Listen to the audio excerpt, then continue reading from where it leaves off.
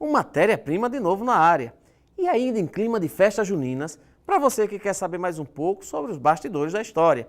Foi pensando nisso que nossa querida repórter Laura Borges foi conversar com Cláudia Franklin sobre a tradição que cerca os festejos juninos.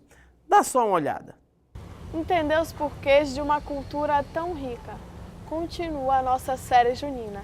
E hoje a conversa é com Cláudia Franklin, que está fazendo sua tese de doutorado relacionado com festas e religiosidade, mais específica da cidade de Lagarto, mas conhece também um pouco da cultura nordestina em geral.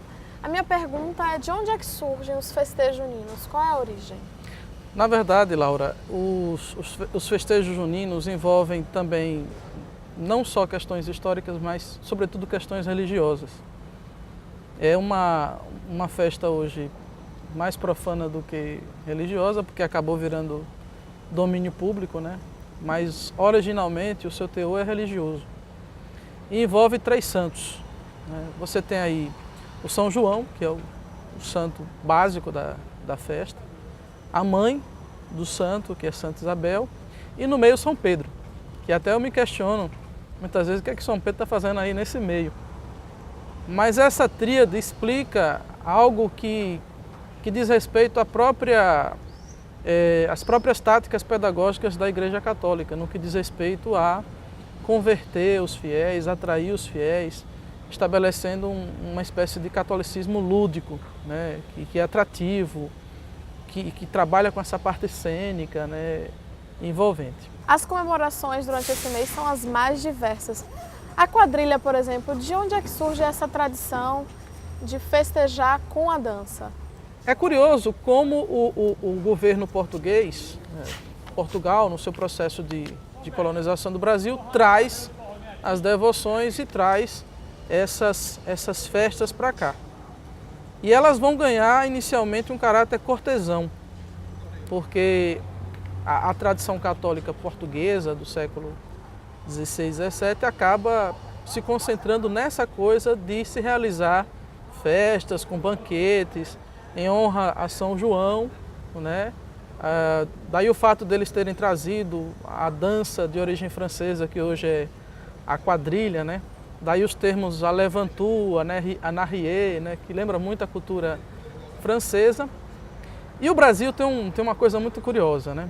O povo brasileiro, na sua formatação aí de negros, índios, portugueses, acaba absorvendo essas festas e dando às mesmas a cor local, ou seja, uma característica local.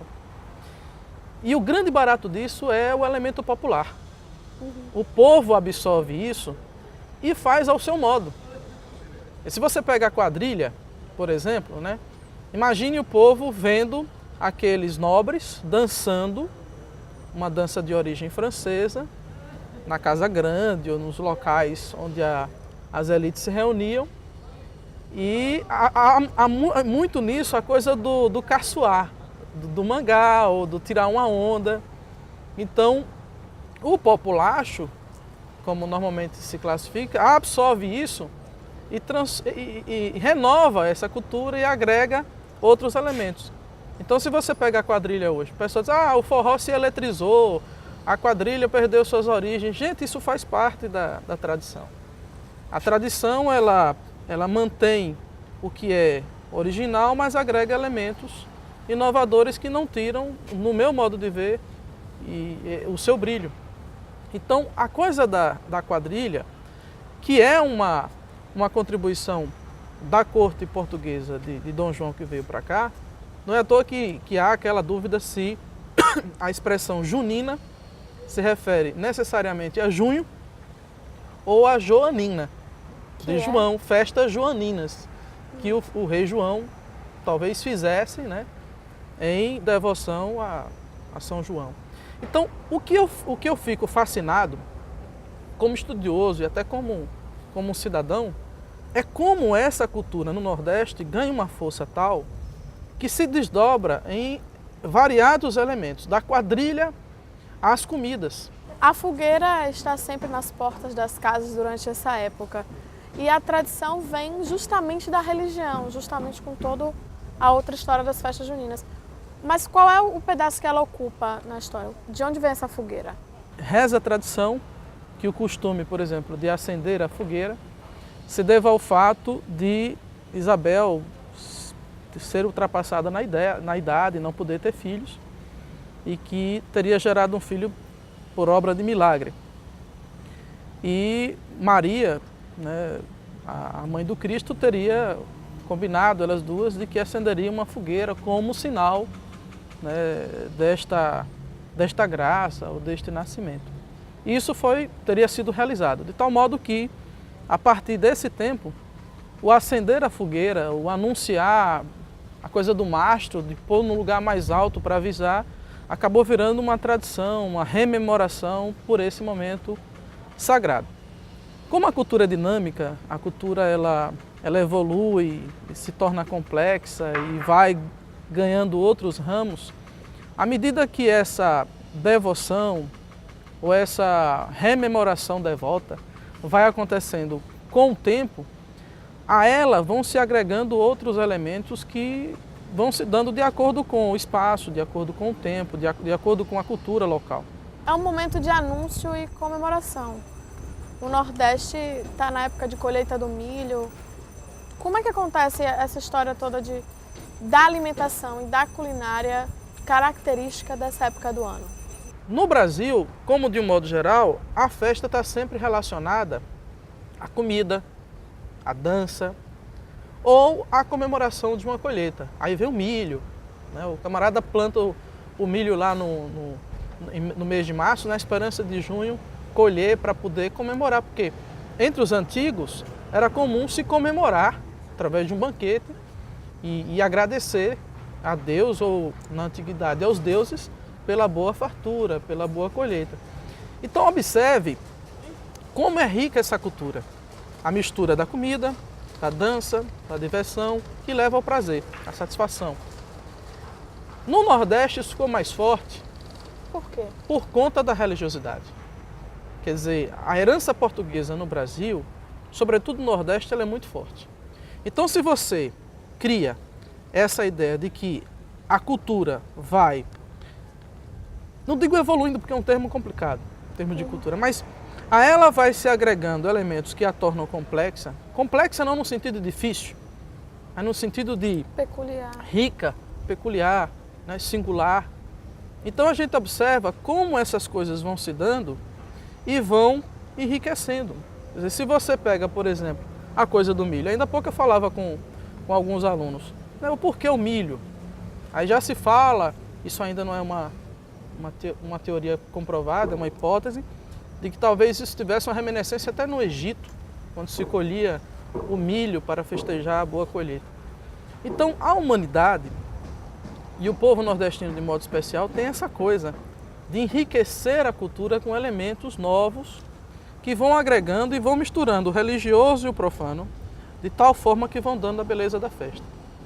Sobre a musicalidade, por que será que acabou tudo dando em forró? De onde é que surge esse Olha, ritmo? a coisa do forró, existe uma explicação curiosa. E muitas vezes eu costumo dizer que as explicações curiosas muitas vezes são mais interessantes do que as teorias acabadas. Embora alguns historiadores não admitam isso ou não queiram admitir, eu acho até que é não acadêmico, a história não está aí necessariamente para explicar, mas para contar. E aí você lembra de uma situação em que o Brasil estava envolvido na Segunda Guerra Mundial e o Rio Grande do Norte foi uma base naval das operações norte-americanas.